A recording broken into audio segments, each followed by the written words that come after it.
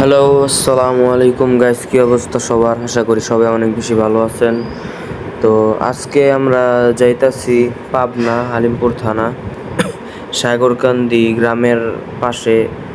এটা হইলো শাকিল ভাইয়ের ছাগলের খামারে যাইতাছি। উনি অনেক স্বনামধন্য একজন ব্যক্তি, ছাগল নিয়ে কাজ করতেছেন উদ্যোক্তাদের জন্য, মানে নতুন যারা ছাগল পালন করতে চায় আর কি, ওনাদের জন্য।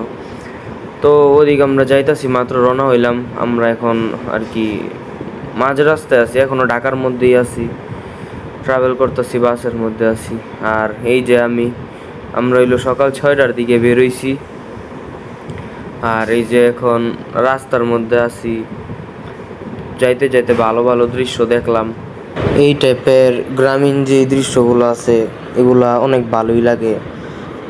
মানে মাঝখান দিয়া রাস্তা, দুই পাশ দিয়া কয়দিন আগে বগুড়া আসছিলাম এমনি ঘোরার জন্য। বগুড়া মানে রাজশাহীর মধ্যে, এবার পাবনা আসলাম ছাগল কেনার জন্য। যে দৃশ্যগুলো দেখছিলাম ওইটার মধ্যে সবচেয়ে জোশ লাগছে আমার এই দৃশ্যটা। মানে কি সুন্দর একটা, মানে কত বড় একটা জায়গার নদী। আমরা এখন বর্তমানে আছি আরিচা ঘাট। এটা হইলো মানে গাবতলী থেকে আরিচা ঘাটে আসলাম। তো আরিচা ঘাটে আসার পরই আমরা টিকিট নিলাম স্পিড বোটে করে আর কি, যাবো কাজিরহাট বলে ওইটারে, কাজিরহাটে যাবো। তো এদিক থেকে স্পিড বোটের যে এখন আমার ভাইয়া টিকিট জমা দিতেছে, টিকিট ভিতর থেকে কাটতে আসছি, ওগুলার কোনো ভিডিও ক্যাপচার করতে পারি নাই। যাই হোক, এদিক থেকে আমরা এখন স্পিড বোটে উঠবো। স্পিড বোটে উঠটা আমাদের মানে কাজিরহাটে যাইতে হইব। এদিক থেকে 10-15 মিনিট লাগবো কাজিরহাটে পৌঁছাইতে। আমরা কাজিরহাট ঘাটের মোটামুটি প্রায় কাছেই আছি, আর কিছু সময় লাগবো যাইতে। আমরা প্রায় আইসা পড়ছি আর কি। মানে এদিকের নদীটার পাশ অনেক চওড়া, অনেক মোটা। আর মনে করেন এই যে দেখেন, আমি নদীর পানি মনে করেন পিঠে সিটা আইসা পড়ছে। এই যে দেখেন হাতের মধ্যে পানি আইসা পড়ছে। তো আকাশটা যা সুন্দর লাগতাছিল উপর দিকে। সামনে আমার ছোট ভাই, এটা সাইড দিয়া পুরোপুরি মনে করেন দেখানো যাইতাছিল না, এমন একটা অবস্থা, মানে মোবাইল উড়ায় নিয়ে যাবো আর কি। তো ফাইনালি আমরা এখন কাজিরহাট ফেরিঘাটের এদিকে আছি। আস্তে আস্তে রোদের কারণে মনে করেন আমাদের বারবিকিউ হয়ে যেতেছে, এমন একটা অবস্থা। রানিংয়ে তো একটা সমস্যা হয় না, কিন্তু এমন রোদে বসে থাকা অনেক টাফ। স্পিড বোটে এইগুলো আসলে বিকালে চললাম মজা, মানে রোদের মধ্যে অনেক কষ্ট। তাও সময় সাপেক্ষ, মানে কি বলে এটারে, সময় অনেক কম লাগছে এটা বলতেই। এমনি লঞ্চ দিয়ে আসলে অনেক সময় লেগে যেত গা। যাই হোক, কাজিরহাটে আসছি এখন। এদিক থেকে আমাদের কি বাজার, ত্রিমোহনী বাজার যাইতে হইব। তো ঘাটের থেকে নাইমা আমি আর আমার ভাইয়া আলোচনা করতেছিলাম যে কোন দিকে যাওয়া যায়, মানে কিভাবে যাওয়া যায় না যাওয়া যায়। এদিকে সিএনজি ছিল কয়েকটা। তারপর ভাবলাম আমরা শাকিল ভাইয়েরই কল দিই। শাকিল ভাইয়ের কল দিয়া জানি যে আসলে কোন দিকে যাইতে হইব। পরে নেক্সট আমি আমার মোবাইলটা নিয়ে কল দিলাম। ফাইনালি আমরা এখন আছি শাকিল ভাইয়ের খামারে। এটা হইলো আর গড ফার্ম, এই খামারের নাম। তো দুঃখজনক একটা বিষয় হইলো, শাকিল ভাইয়ের সাথে আমার ফোনে কন্ট্যাক্ট হয়েছিল যে উনি গাইড করব, কিন্তু উনি সম্ভবত ব্যস্ততার কারণে আসতে পারিনি। ওনার একটা জয়পুরহাটে ওনার আছে, পোলট্রি হ্যাচারি আছে, ওদিকে উনি ব্যস্ত এই কারণে। আর আমার হাতে ভাইয়ের এক রশি ছিল, এটা হইলো শাকিল ভাইয়ের ছোটো ভাই রাকিব ভাই। তো এবার আমরা ঢুকলাম ওনার খামারে। আর আমি জিজ্ঞেস করতেছিলাম যে ছাগলের মানে এত কম কেন। আমরা ইউটিউবে ব্লগ দেখছিলাম যে অনেক, মানে ছাগল ছাড়া শুরু করলে 5-10 মিনিট লাগে শুধু ছাগলের ঘর থেকে বের হইতেই। তো জিজ্ঞেস করলাম ছাগলের তো কম কেন, বললো ছাগল সেল হয়ে গেছে সব, এই কয়টা আছে। আর এদিকে আরেকটা জিনিস উনি আমাদের দেখাইতেছিল যে উনি ওনাদের ছাগল এদিকে চড়ায় চড়ায় খাওয়ায়। এদিকের যে খোলা এরিয়া আছে ঘাস খাওয়ায়, এদিকে উনি আইসা পরে ভাইয়া জিজ্ঞেস করলো যে এদিক থেকে কিছু ঘাস, মানে ঘাসের যেই চারা আছে এগুলো আমরা নিয়ে যেতে পারবো নাকি আমাদের নিজের খামার লাগানোর জন্য। এই বিষয়ে কতক্ষণ কথা বলার পর আমরা এবার ছাগল দেখতেছি। উনি বললো ছাগল চয়েস করেন ভাই, ছাগল নেওয়ার জন্য। অবশেষে চয়েস করলাম কয়েকটা। ওনারা ছাগল মেনলি সেল করে বডি ওয়েটে, আর এখন আমাদের ছাগলের বডি ওয়েট করব, মাপ দিব আর কি। ওনাদের মানে নির্দিষ্ট প্রতি কেজিতে এত টাকা আর কি বডি ওয়েট নির্ধারিত করা। এখন কত কেজি আমাদের বডি ওয়েট হয় এটা উনি মাপ দিতেছে, মাপ দেওয়ার পরে কত কেজি হয় এটা চেক করতেছে, চেক করে উনি একটা খাতার মধ্যে লিখবো, লেখা আর কি। পরে এগুলার অনুযায়ী বডি ওয়েট হিসাব করে মাপ দিয়া তারপর উনি করে দিব। আর আমরা মূলত দুই একটা প্রেগনেন্ট ছাগল দেখে আর কি চুজ করতেছিলাম, যেগুলা লোড আছে, অলরেডি লোড। আর একটা ছাগল এই যেটা সাদাটা মাপ ওজন করলো, এটা আমার খুবই পছন্দ হয়েছিল। এটার সাথে এই যে আরেকটা এটা বান্ধা, এটাও মাপ দেওয়া হয়েছে, যেটা উনি ধরে রাখছে যে এটার আমার সবচেয়ে পছন্দ হয়েছে ছাগলটাই, যে এটা এখন মাপ দিব। এটা মানে এগুলোর সব সিস্টেম হইলো বডি ওয়েটে ওজন মাইপা, পরে ওই ওজনের সাথে যত কেজি করে ওনারা সেল করে ওইটা গুণ দিলে আর কি ছাগলের দামটা বের হয়ে আসে। এই সিস্টেমে ওনারা ছাগল কালেক্ট করে বিভিন্ন বাড়ি থেকে, মানে অরিজিনাল ব্ল্যাক বেঙ্গল জাতের ছাগল যেগুলো ওনারা এগুলা কালেক্ট করে তারপরে বিক্রি করে।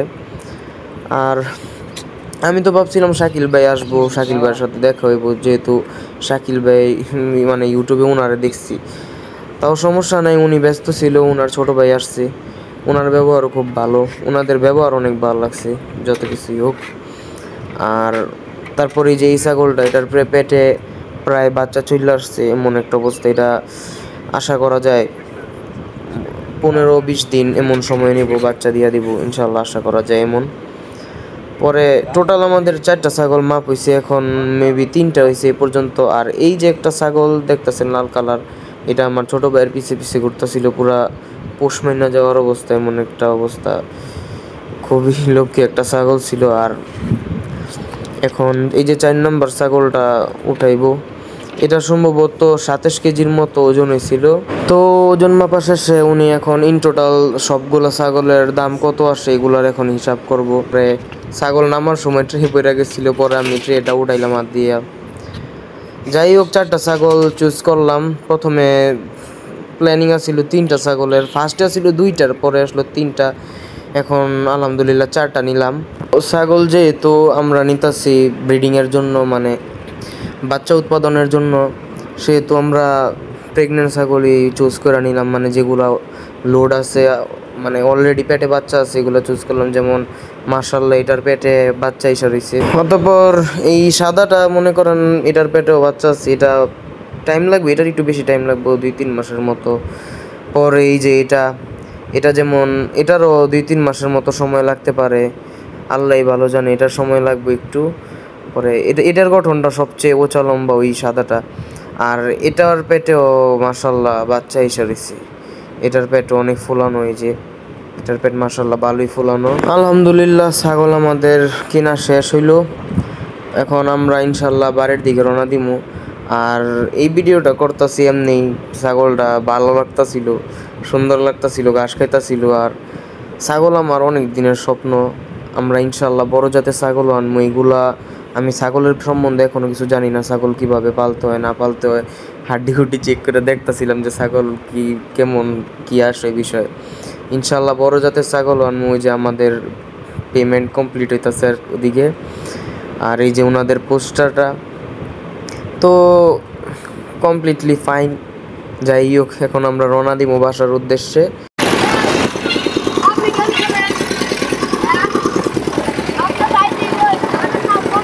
ছাগল কিনা শেষ, খাও তুমি খাও। ছাগল কিনা শেষ, এখন এদিকে ক্যান্ডারির রস খাইতে দাঁড়াইলাম, বাসার দিকে রওনা দিলাম। তো যাওয়ার সময়ও স্পিড বোর্ডের মাধ্যমেই আমরা যাইতাছি। আর এবার মানে একটু হালকা রোদ হওয়া, এবারের ভিউটা আরও সুন্দর। পিছন দিকে দেখেন পানিগুলা কি, মানে কি যে জোস লাগে এই পানিগুলা, মানে সেরকম একটা ফিল। এই যে আমার ছোট ভাইয়ের ক্যাপ পরে গেছে, ওই বাতাসের কারণে ক্যাপ পরে গেছে, ক্যাপের সামনের দিকে বাড়ি খেয়ে ক্যাপ পরে গেছে, ওর মনটা অনেক খারাপ হয়ে আসছে, একদম মুখের দিকে চাওয়া যেতেছিল না, অনেক দুঃখ, মানে দুঃখী ছিল অনেক ওই সময়। আর আমাদের ছাগলগুলো আসবো বাসের মাধ্যমে, আমরা নিজেরা নিয়ে আসি না, এটা বহুত ঝামেলা হয়ে যেত আমাদের জন্য। এই কারণে বাসের মাধ্যমে সুপারভাইজারের মাধ্যমে আসবো ছাগল আমাদের। আমরা মাত্র স্পিড বোট দিয়ে ঘাট পার হইলাম, আর এখন একটা প্রাইভেট কার ভাড়া করলাম মাত্র। এখন গাড়িতে উঠবো। এই যে ঘাট থেকে মাত্র মনে করো না আসলাম, তো একবারে গাড়িতে উঠে ই করবো, বা শরীর ওরকম খারাপ হয়ে গেছে, একবারে বাসায় গিয়েও বাকি কন্টিনিউ করতে পারি। আর ছাগল যেটা ওইটা পরের দিন সকালে মনে করেন ই করতে পারে, ছাগলটা পাঠাইবো। আজকে রাত্রে টাকাটা বিকাশে বাকিটা কমপ্লিট করে দিলে ওনারা পরের দিন সকালে ছাগলটা পাঠাইবো। তো যাই সামনের দিকে। আমরা বর্তমানে রাস্তায় আছি আরিচা ঘাটের, যে সামনে রাস্তাটা এদিকে আছে, সামনে গাড়ি ঠিক করছে। ঠিক আছে, তাহলে বাকি ঢুকাবার পরে। এখন ভাই রাত বাজে 2:47 বাজে বর্তমানে রাত, পুরা ভোর সকালে আমি বাইরে। আর গইল ছাগল উঠাইছে 12টার দিকে, 12টার যে বাস থাকে ওই টাইমে ছাগল উঠাইছে। আর এখন রিসিভ করতে যাইতেছি, আর বললো 45 মিনিটের মতো লাগবো। নারায়ণগঞ্জ যেতেছি চশোরা রিসিভ করতে, গিয়ে দেখি ছাগলগুলো রিসিভ করি। বললো একটার বলে বাচ্চা দেওয়ার অবস্থা হয়ে গেছে, দেখি রিসিভ করি। তো অতিরিক্ত ঘুমের কারণে আমি দেখলেন তো কথাই বলতে পারতাছিলাম না, এমন একটা অবস্থা। রাতের সময় একদম মানে মিড রাইতে ছাগল আইসা পড়ছে, আইসা ওই যে বাসটা দাঁড়ায় রয়েছে, সুপারভাইজারে ডাকতাছিলাম, মানে কি একটা অবস্থা। উনিও ঘুমায় গেছে ভিতরে, পরে ডাক দিয়া উঠাইতে হইলো। মানে আর ছাগলটা কেমন জায়গায় রাখছে খালি একটু দেখেন আপনারা। এটা আমার দেখা মানে কষ্টে পড়ে গেছি। এই যে সুপারভাইজার এখন বের হইছে, ওনার মাধ্যমে আর কি ছাগলটা পাঠাইছে শাকিল ভাই। উনি ছাগলটা একটু দেখেন মানে কেমন জায়গার মধ্যে ছাগলটা রাখছে। আর যেই পরিমাণে রাত ছিল, এই রাতে আমরা ছাগল রিসিভ করতে আসছি, গাড়ি ঘোড়া পাইতাছিলাম না, গাড়ি ঘোড়ার খুব সংকট ছিল, এর মধ্যে আমরা ছাগল রিসিভ করতে আসছি। দেখেন লোকেরই কি অবস্থা, ঘুমে এই সময় ছাগল নিয়ে আসছে। যাই হোক, আর একটু দেখেন এখন ছাগল মানে কেমন জায়গায় ছাগল নিয়ে আসছে। বাংলাদেশ সরকারের আসলে উচিত যেন মানে পশু পাখির যাতায়াতের জন্য কিছু একটা ব্যবস্থা করা। এমনি বাসের মাধ্যমে আনা নেওয়াটা সেফ মনে করি না। আসলে কুরিয়ার সার্ভিস যেভাবেই করে ওগুলাতে করে নাকি আমি জানি না, আসলে এটাও আমার চিন্তা করা দরকার ছিল যে কুরিয়ার সার্ভিসের মাধ্যমে করে নাকি। যাই হোক, এবার আমরা অটো বাউ করে রাখছি, আমি ভিতর থেকে ছাগল করলাম, মানে ভিতর থেকে ছাগল বাইর করতেছি। পরে আমি কোলে করে নিছি ছাগলটা কোলে করে আলগায় নিয়ে এবার আমি অটোতে রাখলাম।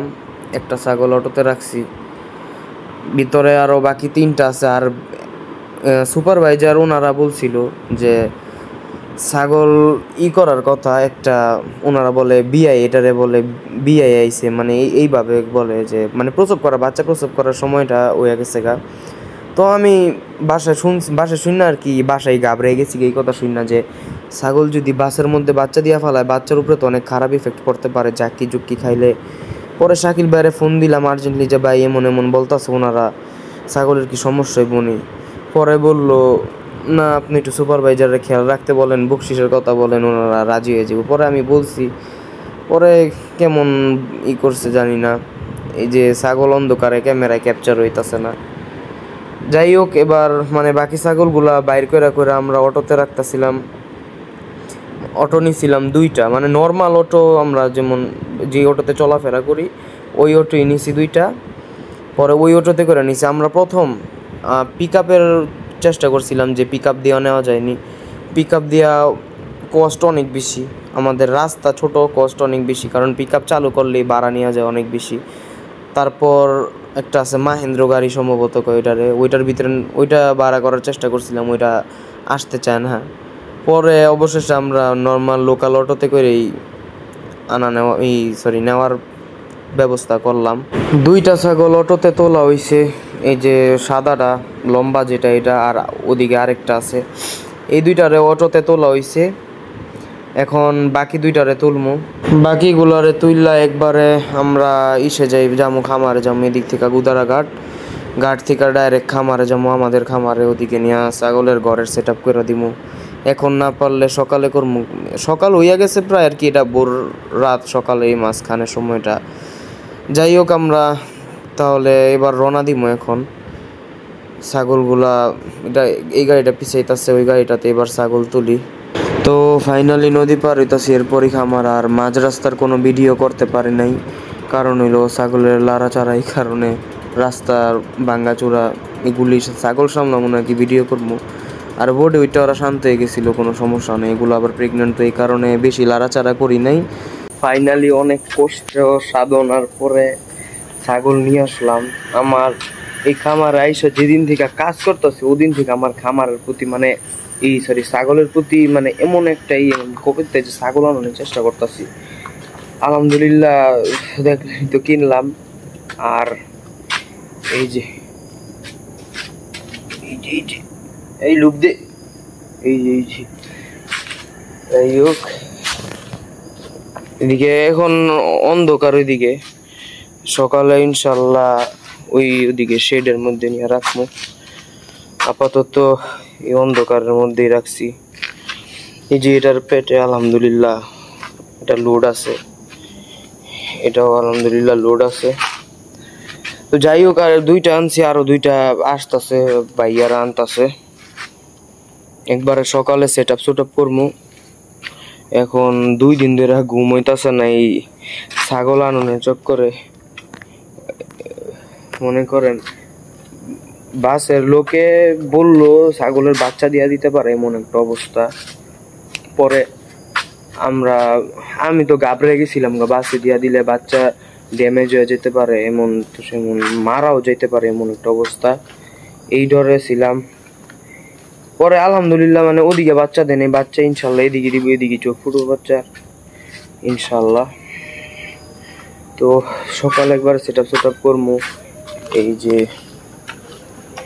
এগুলা দিয়া করে দিব, একটু বাউন্ডারি করে দিব ওদিকে। তো সকালে আবার দেখা করি। সকাল হয়ে আসছে অবশেষে। এখন ছাগলের যথেষ্ট পরিমাণ রেস্ট হয়েছে। এখন পানি দিয়া দিলাম, কাঁঠাল পাতা, কাঁঠালের ডাল ভাঙ্গা খাইতে দিছি ছাগলরে। সামনে কাঁঠাল ডাল থেকে ভাঙ্গা খাইতেছে। পরে পানিও রাখছি, পানিও দিমু। একটাই খাইতেছে আপাতত, আর বাকিগুলি কি চাবাইতেছে আল্লাহ জানে। একটা কি জানি চাবাইতেছে, এটাও একটু আগে চাবাইতেছিল কি জানি। আর এটা খালি কাঁঠাল পাতা চিরা খাইতেছে।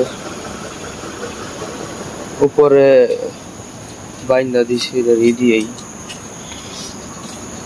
আর খাওয়া শেষ হইলে কিছুক্ষণ পর পানি দিয়া দিমু। তো পানি রাখছি। ছাগল যার থেকে আনছি শাকিল ভাই, উনি তো বললো শরবত দেওয়ার কথা।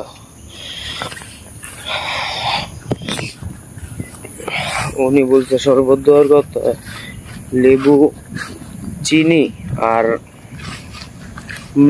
চিনি মিক্স করে আর কি শরবত বানায় দিতে বললো।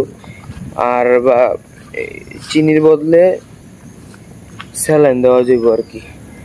এখন ওইটা দিতে পারি না, আমার যে একটা অবস্থা হয়েছে, আমি মনে করেন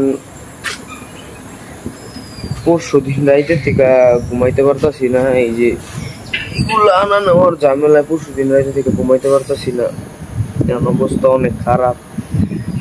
তো ইনশাল্লাহ আজকে এই ভিডিওটা এই পর্যন্তই।